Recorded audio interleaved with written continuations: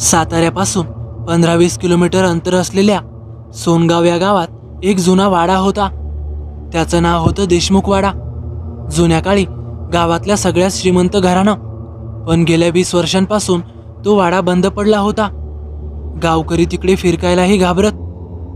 लोक असं म्हणत, तिथं कोणीतरी अजूनही राहतो. अर्जुन पुण्याचा तरुण इंजिनियर, त्याच्या आजोबांचा तो वाडा आता त्याच्या नावावर आला होता. गावाकडचे सगळे लोक त्याला सांगायचे, त्या वाड्याकडे जाऊ नकोस रे बाबा, तिथं काहीतरी आहे. पण शहरात वाढलेला अर्जुन अशा गोष्टींवर हसत होता. अरे, गावाकडच्या बायका काहीही बडबड करतात, मी राहणार त्या वाड्यात 4-5 दिवस आणि मग विकून टाकतो. तो लगोलग वाड्याच्या दिशेने निघाला. वाड्यात पोहोचला. वाडा खरंच भव्य होता, पण एक अजब शांतता जाणवत होती. दिवस असताना सगळं काही ठीक वाटलं, पण संध्याकाळी सूर्य मावळायला लागल्यावर वातावरणात काहीतरी बदललं. वाऱ्याची झुळूकही नव्हती, तरी सागवानी दरवाजे आपोआपच बंद होत होते. जुन्या लाकडी जिन्यावर आवाज यायला लागले. तो मस्त वरच्या रूममध्ये जाऊन झोपला. रात्री जवळपास 1:30च्या सुमारास कसल्याशा आवाजाने अर्जुनला जाग आली. तो आवाज वरच्या मजल्यावर कुणीतरी चालत असल्याचा होता.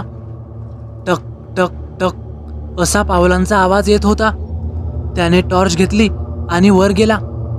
गॅलरीच्या टोकाला एक लहानसा मुलगा उभा होता. पांढरे गंजलेले कपडे, केस बिथरलेले, चेहरा अगदीच काळवंडलेला आणि लालबुंद डोळे. अर्जुन थोडा घाबरला.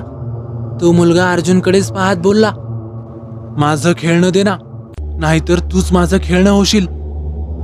अर्जुन जवळजवळ बेशुद्धच झाला.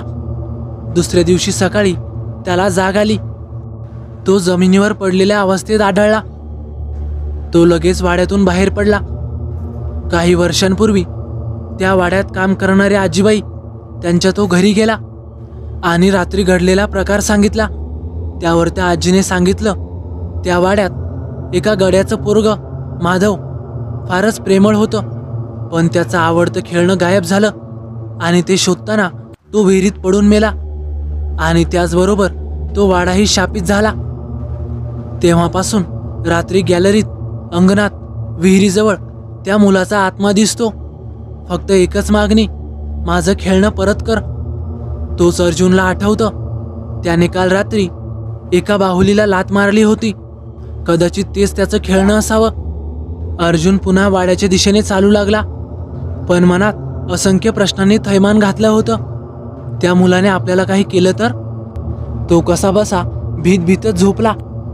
त्याच रात्री विहिरीजवळून भयानक हाक आली, अर्जुन, तूच घेतलंस ना माझं खेळणं? तुझी हिंमत कशी झाली त्याला लात मारायची? अर्जुन दचकून उठला. त्याने खिडकीतून खाली बघितलं तर विहिरीच्या कडेला तोच भयानक मुलगा पुन्हा दिसला. चेहरा रक्ताने माखलेला, डोळे अजूनही लालचट, आणि आता तो जोरजोरात रडत होता. अर्जुन पुन्हा खाली गेला आणि चटकन ती बाहुली घेऊन आला आणि ती बाहुली जोरात खिडकीच्या बाहेर भिरकावली आणि खिडकी बंद केली. रात्रभर त्याला झोपच लागली नाही. तो मधी खिडकीतून डोकावून बघण्याचा प्रयत्न करीत असे, पण त्याला ती बाहुली तिथेच पडलेली दिसायची आणि कुणाच्या तरी रडण्याचा, अर्थातच त्या मुलाच्या रडण्याचा आवाज ऐकू यायचा. आता 3रा दिवस होता. पुन्हा रात्र झाली. आज काय अर्जुनला झोप येत नव्हती. अर्जुनने बाहुली घेतली आणि ती विहिरीजवळ नेऊन ठेवली. मग काय होतं, रात्री 12 वाजता पूर्ण वाडा थरथरायला लागला. लाकूड चरचर आवाज करत फाटायला लागलं. अचानक तो मुलगा अवतारात प्रकट झाला. हवा थांबली, काळोख दाटला आणि त्याचा आवाज घरभर घुमला, माझं खेळणं मिळालं मला, आता मी जातो, पण कुणीतरी माझं खेळणं परत घेतलं तर मी पुन्हा येईल. आणि विचित्र किळसवाना हसत तो विहिरीकडे गेला आणि धाडकन विहिरीत उडी मारली. सर्वत्र स्मशान शांतता पसरली. दुसऱ्या दिवशी सकाळीच अर्जुनने ताबडतोब तो वाडा विकून टाकला आणि तो पुन्हा पुण्याला निघून आला. पण लोक असं म्हणतात, ज्या दिवशी वाडा विकला गेला त्या रात्री नवीन मालकाच्या पोराला खेळता खेळता विहिरीजवळ एक बाहुली सापडली आणि तेव्हापासून पुन्हा रात्रीचा तोच खेळ चालू झाला. तर मित्रांनो, कशी वाटली तुम्हाला ही भयकथा?